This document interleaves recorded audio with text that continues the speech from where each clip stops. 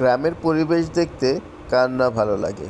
আমাদের অফিস থেকে যেহেতু আমরা 2 দিনের ছুটি পেয়েছি, পহেলা মে এবং তার পরের দিন শুক্রবার, এই 2 দিন আমরা অফিস থেকে ছুটি পেয়েছি। তাই চিন্তা করলাম আমাদের এক কলিগের বাড়ি যেহেতু গাইবান্ধায়, তাই আমরা তার বাড়িতে যাওয়ার পরিকল্পনা করলাম এবং তারও একটা ইমার্জেন্সি কাজ ছিল বাড়িতে, ব্যাটে বলে মিলে গিয়েছিল। তাই আমরা চলে গিয়েছিলাম গাইবান্ধা জেলার পলাশবাড়ি। আমরা আমাদের গন্তব্যের তারিখ হতে 5 দিন আগে টিকিট কাটি অনলাইনে, ওরিয়েন্ট ট্রাভেলস। সেই ওরিয়েন্ট ট্রাভেলসে করেই আমরা রাত 12টার দিকে আমাদের যাত্রা শুরু হয় এবং আমরা পলাশবাড়িতে গিয়ে নামি ভোর 5টায়। আমরা 5টার দিকে নেমে ওইখান থেকে অটো নিয়ে সরাসরি আমরা চলে যাচ্ছি আমার কলিগের বাড়িতে।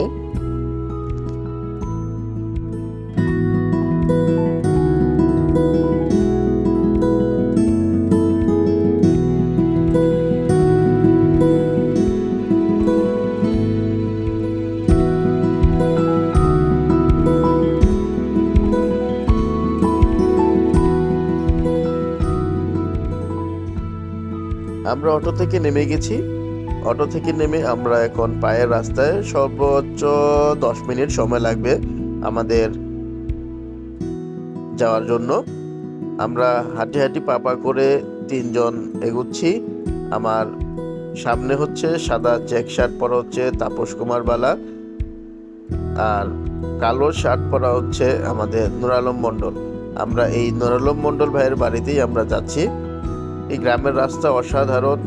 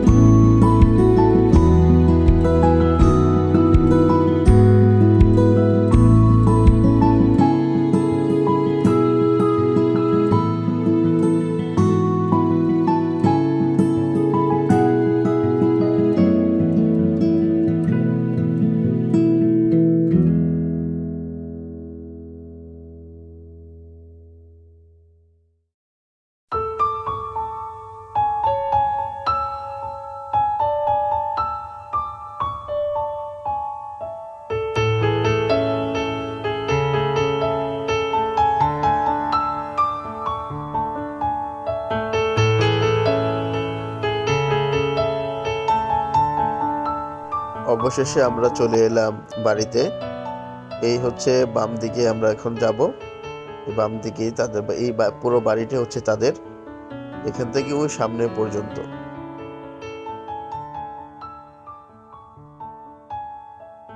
আমরা এখন বাড়ির ভিতরে প্রবেশ করলাম।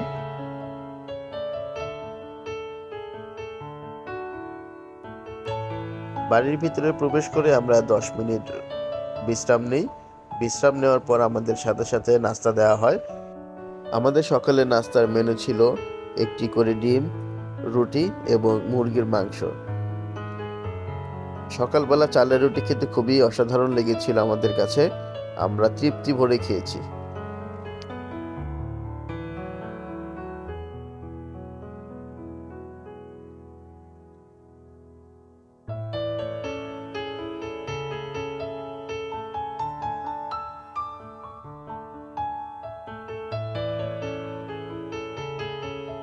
আমরা নাস্তা করে 1 ঘন্টা আবার বিশ্রাম নিয়ে আমরা চলে যাই আমাদের পরবর্তী যে শিডিউল ছিল, আমাদের নূর আলম মণ্ডল ভাইয়ের জমি দেখতে।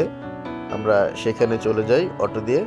আমাদের প্রথম কাজ হচ্ছে গিয়ে, আমরা যেহেতু ঢাকায় ব্যাক করব, সেজন্য আমাদের টিকিট কাটতে হবে।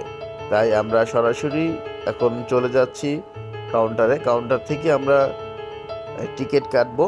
টিকিট কেটে তারপর আমরা যাব আমাদের মণ্ডল ভাইয়ের জমি দেখতে। আমরা এই কাউন্টারে চলে আসছি। এখন এখান থেকে আমরা অরিন ট্রাভেলসে আবার টিকিট কাটবো, যেহেতু অরিন ট্রাভেলসের আমরা খুব ভালো সার্ভিস পেয়েছি এবং তাদের যে যাত্রা খুবই সুন্দর হয়েছে।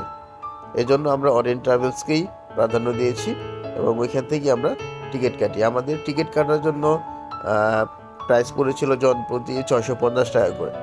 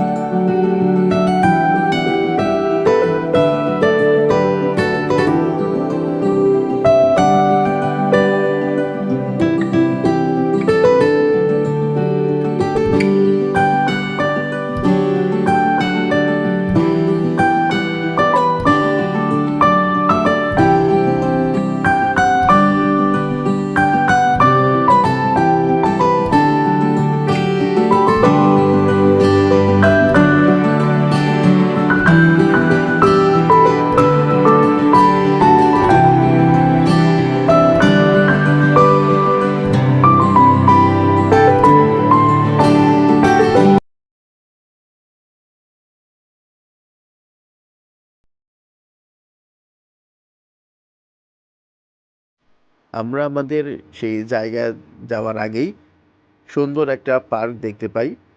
তাই চিন্তা করলাম আমরা এই পার্কে একটু ঢুকি, দেখি কি অবস্থা এই পার্কের। আমরা জনপ্রতি 30 টাকা করে এই পার্কের এন্ট্রি ফি নেই। এন্ট্রি ফি নিয়ে আমরা পার্কে এন্ট্রি করি।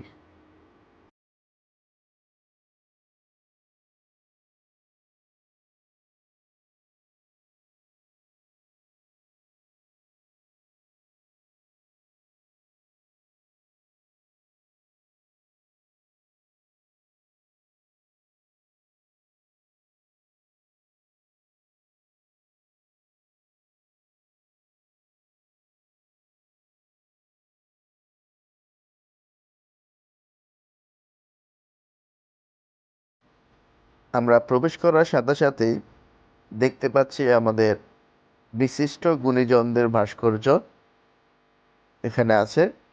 সাথে প্রতিটা ভাস্কর্যের সাথে তাদের পরিচয় দেওয়া আছে।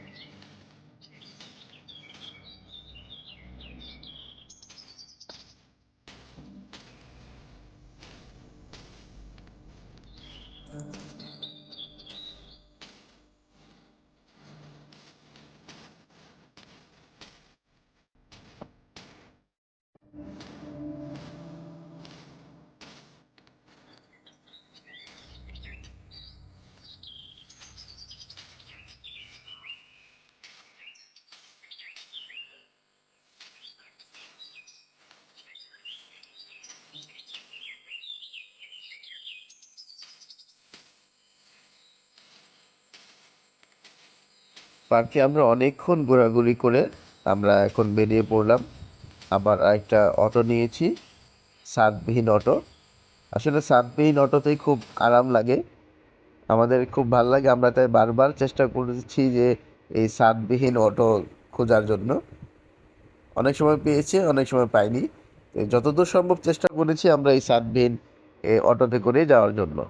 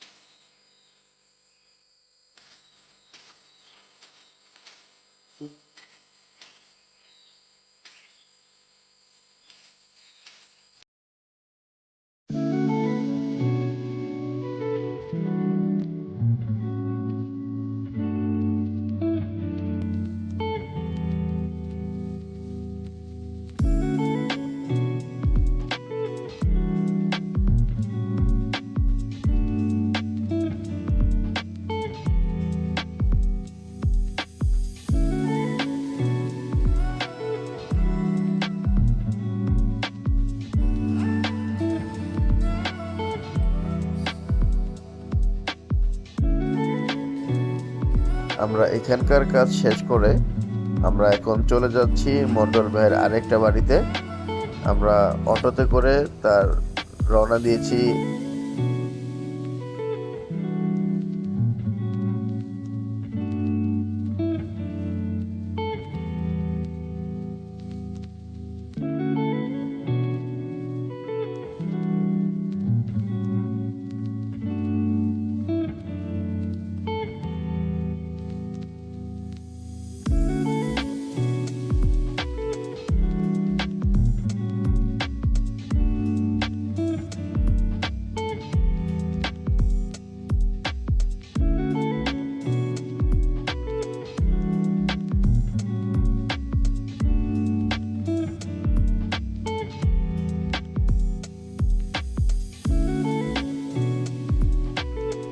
আমরা চলে এলাম মন্ডল ভাইয়ের নিজের টাকায় করা এই বাড়িতে।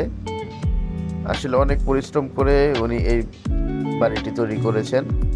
এখনো পুরোপুরি কমপ্লিট হয়নি, তবে অল্প কিছু দিনের মধ্যেই উনি এই বাড়িটি করবে।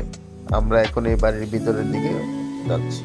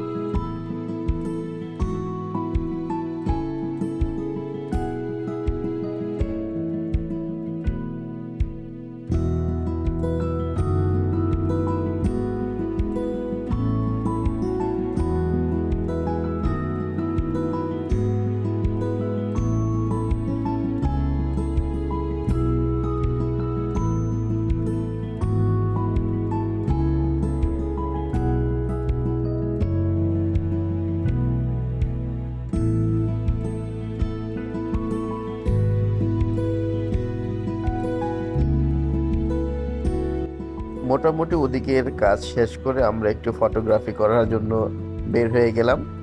আমরা এখানে বিভিন্ন পোজ দিয়ে ছবি তুলেছি, ভিডিও করেছি।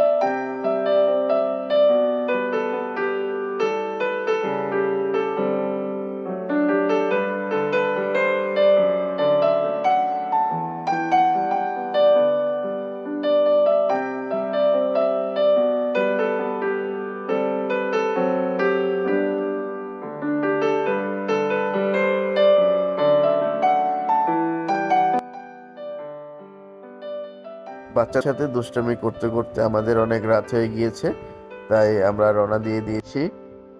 এখন যাব আমরা বাড়িতে। আমাদের বাস আগামীকাল বিকেল 3, অর্থাৎ জুমার নামাজের পর পর আমাদের বাসা থেকে বের হয়ে যেতে হবে। এখন আমরা অলরেডি বাসা থেকে বের হয়ে গিয়েছি। আমাদের দুপুরে নামাজ এবং খাবার শেষ করতে করতে প্রায় 2:30 বেজে গেছে, বাট আমাদের কাউন্টারে রিপোর্টিং করার সময় ছিল 2:45-এ। কিন্তু আমাদের বাসা থেকে যেতে আধা ঘন্টার উপরে সময় লাগবে। তো আমরা খুব তাড়াহুড়া করে বাসা থেকে বের হয়ে গিয়েছিলাম।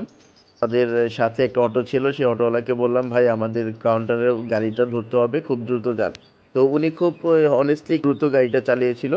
তো এখানে অন্য কেউ হলে হয়তো বা আমরা বাসটা ধরতে পারতাম না। আমরা অলরেডি 2 মিনিট লেট করে ফেলেছি। তো এর মধ্যে সুপারভাইজার আমাদেরকে 2-3 বার কল দিয়েছিল, বাট আমরা বলেছি আসবো, আসতেছি। তো এই বলে এখন দাঁড় করে রেখেছিলাম। যাই হোক, 2 মিনিট লেট হলেও আমরা গাড়িটা ধরতে পেরেছি। তার জন্য আল্লাহর কাছে লাখো কোটি শুকরিয়া। সবাই ভালো থাকবেন, সুস্থ থাকবেন। আসসালামু আলাইকুম।